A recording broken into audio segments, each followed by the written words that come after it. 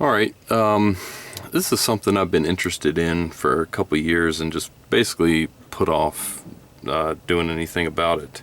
But anyways, I wanted to do a video on ferrules, and I don't know a whole lot about them. It seems like they're much more common in Europe than in the US. In fact, I think Europe has some wiring codes that require ferrules for certain things. I may be wrong about that, but anyways. So I purchased a few kits. I bought this one first it's got more of a hexagonal crimper, and I'll put links to this stuff in the description. And then I realized it didn't quite have the biggest size that I was looking for, which I think is 7 AWG. So, and these kits are so cheap that, you know, when I went to buy 7 AWG ferrules, the price of those was pretty much the same as another kit. Believe it or not, this one is a square crimper, and I think only the square crimpers do the bigger ferrules. So this one has the 7s that are quite a bit bigger, and so the square one makes a crimp just like that, square obviously, and that will fit in lugs you know, that are square better. And then if your connections are rounder, if the lug is rounder, then the hexagonal one will fit better in that connection. So anyways, I've had a few cases where I need to get several wires into a connection, and just for different reasons, and you know, making a pigtail and stuff like that is not an option. And man, I wish I had had this kit at that time, because it can be a huge pain in the butt, and for various reasons. One, it can just be a very tight fit because it can be hard to get all these strands to cooperate, to stay straight, and to not flake off like this. And then you've got the problem of having a short or something like that. So I think that ferrules are apparently on a website I was reading from a manufacturer that was selling these ferrules. I think they make a double wire ferrule, so you have a barrel that's suitable or more suited to double wires. Well, I'm not really that interested in that because I like that plastic sleeve that goes over that, but in reality, in a heat pump or something, there's so many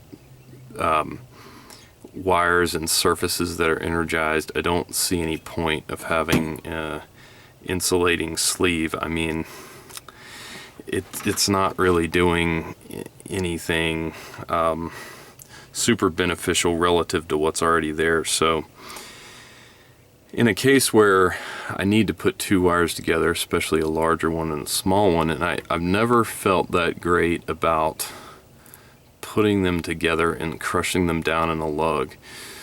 You know, a lot of times I'll strip this one way back and wrap it around really nicely, but it always seems kinda janky. And of course on a contactor you have options for spades, but again, there have just been some unique situations I've been in with controls, especially where I need several different wires in a terminal, and I think this is a really great way to do it. And you know, you see another example would be the air handlers. You see manufacturers a lot of times, you know, where you have the air handler breaker without spades, and they just cram a bunch of wires right in that lug, which, you know, I guess works, but it makes me a little uncomfortable.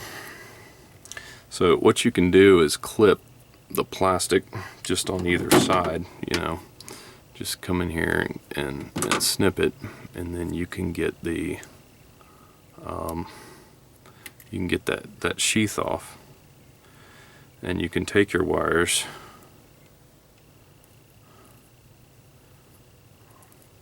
this one's gotten kind of splayed out as I've been messing with it, so just give me a second here. Basically, you just, you know, want to find the smallest one that fits well.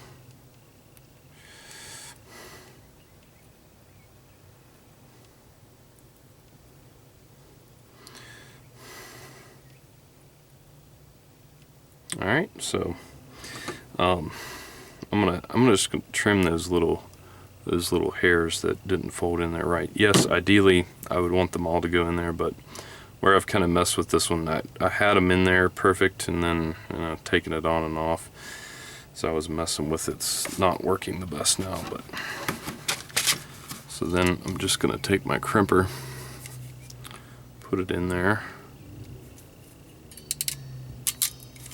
and now I've got a nice connection. It's not the prettiest. I would have liked for this one to go in a little further, but anyways, you get the idea.